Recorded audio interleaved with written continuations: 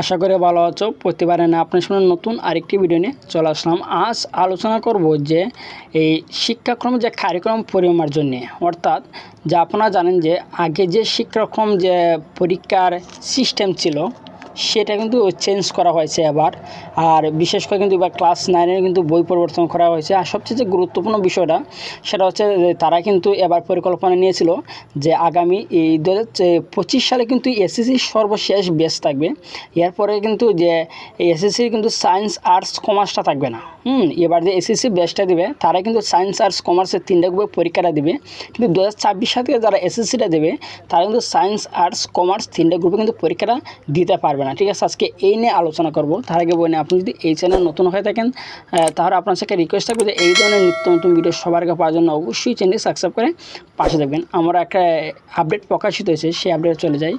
এখানে দেখতে পাচ্ছেন যে আপডেটটা কিন্তু প্রকাশিত হয়েছে কারিকুলাম পরিমার্জন, অর্থাৎ বর্তমান যে কারিকুলামটা আছে, নতুন যে শিক্ষাক্রমে যে নতুন কারিকুলাম সেটিকে পরিবর্তন হবে কিনা। ঠিক আছে, আজকে এই নিয়ে জানাবো।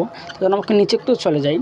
বর্তমান যে কারিকুলাম সেই কারিকুলামে কিন্তু সবথেকে যে 4টা জিনিসের উপর কিন্তু সবথেকে নজর দেয়, অর্থাৎ 4টা বিষয় কিন্তু সবথেকে মূল্যায়ন করে, যেটা হচ্ছে কি জ্ঞান, দক্ষতা, দৃষ্টিভঙ্গি, মূল্যবোধ। আগের যে শিক্ষাক্রমটা ছিল সেই শিক্ষাক্রমের যে কারিকুলামটা সেটার মধ্যে কিন্তু এই ধরনের ছিল না।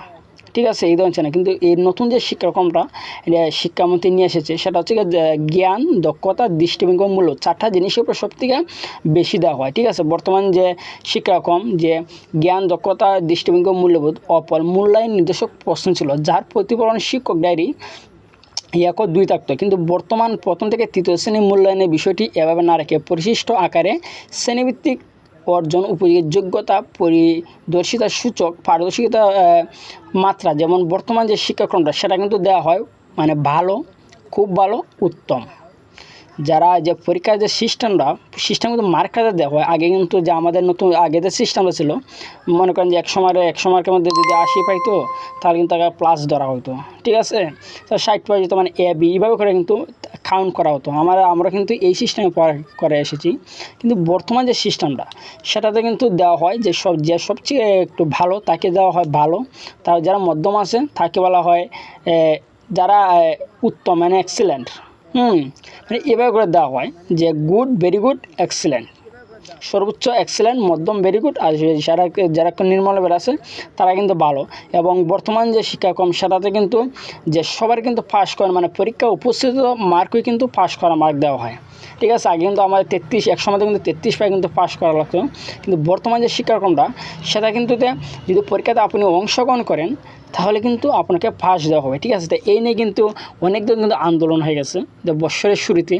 তো অনেক ধরনের আন্দোলন হয়ে গেছে যে তারা আন্দোলনে কিন্তু কোনো জবাব পেয়েছে না, যেহেতু আমরা শিক্ষামন্ত্রী সেটা চেঞ্জ করছে না।